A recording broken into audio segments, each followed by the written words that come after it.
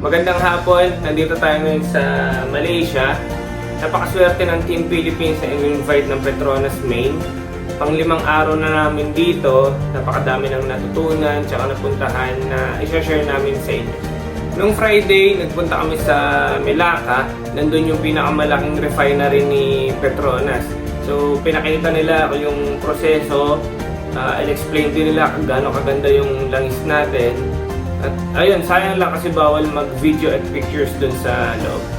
Swerte lang din kasi naabutan namin or nandun yung F1 na 8-time world champion. Pinakita din nila doon na hindi lang pang motor yung langis natin, kundi may pang kotse, may pang truck, heavy duty, ultimong aeroplano, tsaka barko meron din. Meron din LPG, meron din gasolina, diesel, kompleto. Kumbaga yung Petronas is isang malaking grupo na isang malaking kumpanya na nandun na lahat. Tapos pinasilip din nila yung research and development nila, napakahigpit sobra lalo sa mga grade ng langis. Kaya hindi magtataka kung bakit maganda pala itong Petronas. Noong gabi, in-invite naman tayo sa dinner. Bali, exclusive dinner siya for Southeast Asia distributor. So, swerte nandun tayo yung Philippines.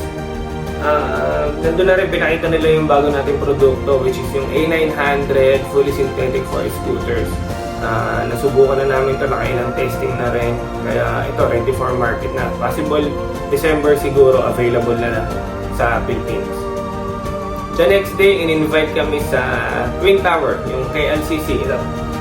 Ang may-ari pala niya na yung Petronas, tapos nandyan din sa loob yung history at achievements nila, yung F1 sa motor, nandyan lahat.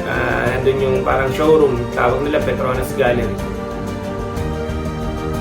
Sunday, nagpunta naman kami sa Sepang International Circuit para sa MotoGP as part na Petronas team.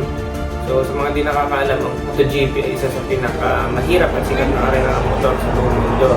Dito rin nakilala si Valentino Rossi na part ng Petronas Racing Team at ang gamit nila yung Petronas Sprinta.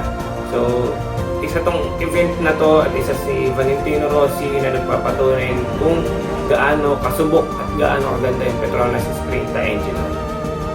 Meron pa kaming ilang araw dito sa Malaysia dahil madami pa kaming dapat pag-usapan at pag-aralan para sa Petronas Philippines. Maraming salamat po sa buong Petronas sa pagtitiwala sa amin at magandang pagtanggap dito sa Malaysia. Turn passion into excellence.